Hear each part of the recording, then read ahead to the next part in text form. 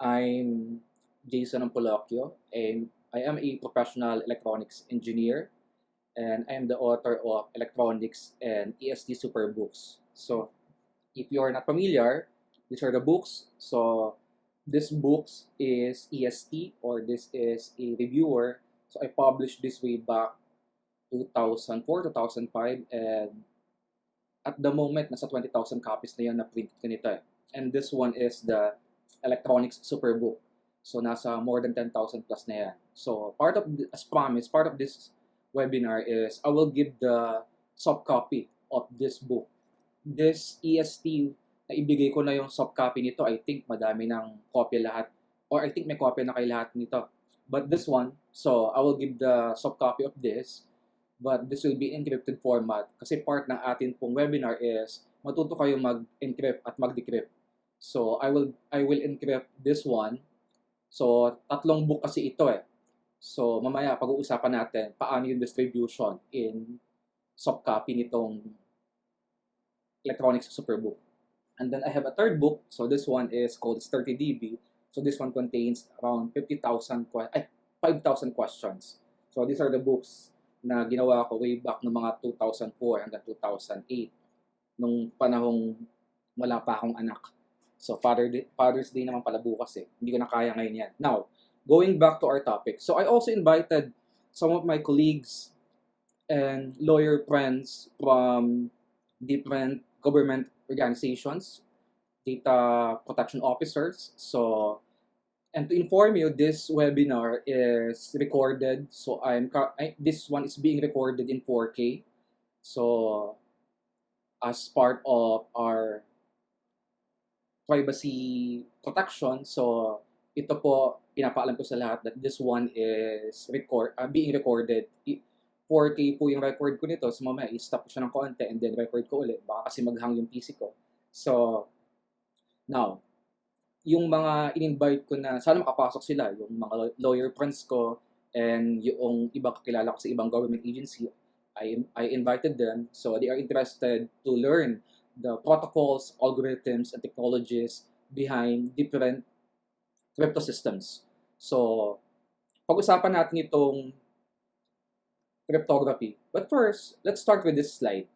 So, first one is the data breach statistics. So, if you notice here, around 13 billion records are lost or stolen since 2013. So, yung mga naka-attend ng seminar ko before, o ng webinar ko last time, that was, I think, 2 or 3 weeks ago. So, half of this is na-touch ko ng konti, but I will jump doon sa mas critical, so doon sa mas crucial. So, I will discuss virtual private networks, etc. So, malaking bahagi nito will be, hindi ko pa natatouch doon sa kabilang na-i-discuss ko. But back to the slides. So 13 billion records are lost or stolen.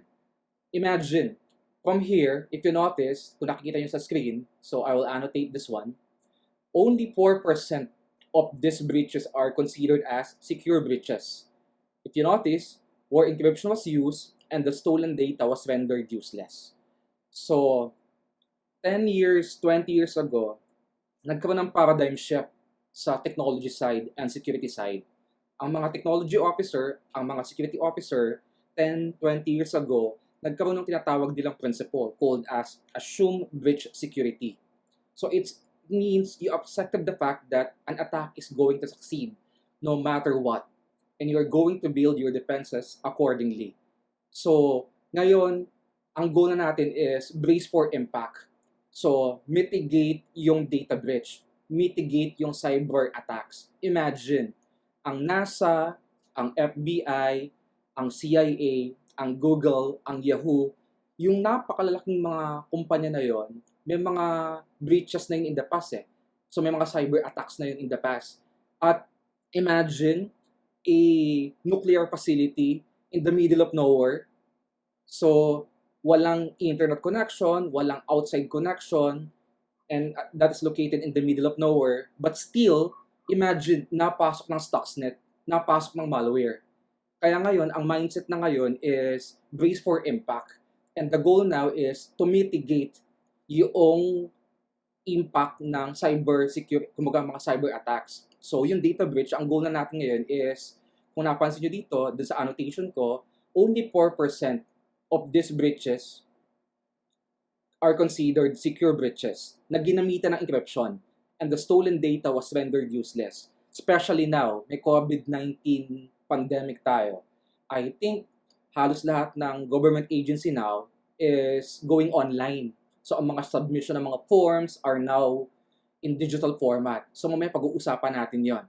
Napaka-critical nitong topic na ito, especially for those government agency. Kaya nga in-invite ko yung mga ibang mga kaibigan ko eh. So, because they are interested to learn how to implement public key infrastructure, digital signature, digital certificates, and paano yung technology behind virtual private networks, etc.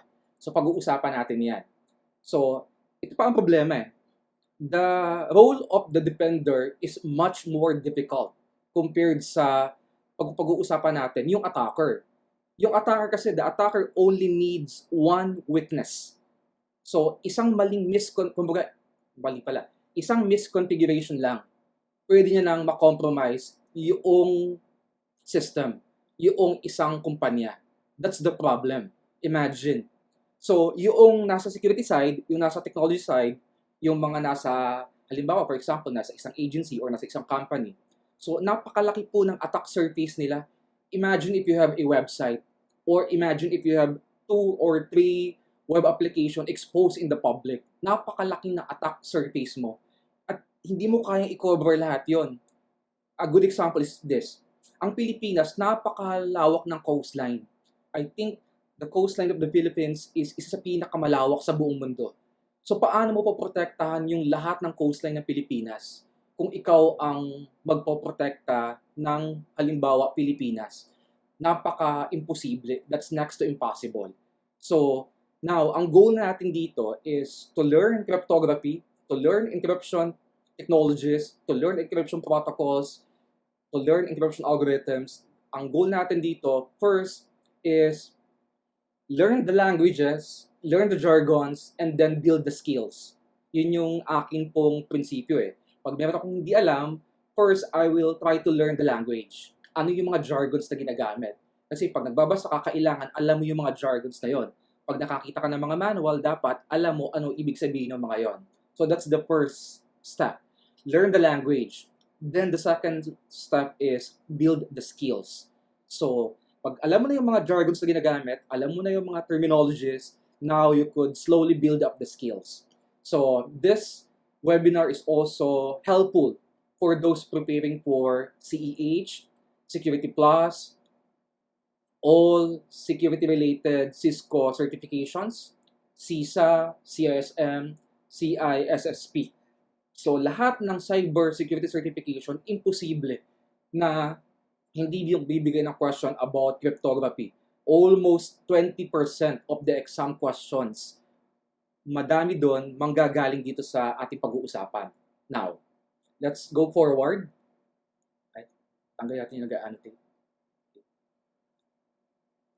Let's define what cryptography is. So, cryptography is the practice and study of techniques for securing communication and data, take note, in the presence of adversaries. Yun na yung ating problema eh. 30 years ago, 40 years ago, ang problema lang is yung mga basic misconfiguration. But for the last 7 years, nagkaroon na po ng pagbabago. Kung napansin nyo kanina doon sa akin pong data breach statistics, nakasulat dito, data records lost or stolen since 2013. Bakit 2013? I think hindi ko na kayang i-discuss in full details bakit nag-start ng 2013, nagbilang ng data records lost or stolen. But for the last 7 years, nagkaroon na ng pagbabago, napakalaking pagbabago. So, we need to consider the presence of this, what we call as cyber threat actors o yung mga malicious threat actors.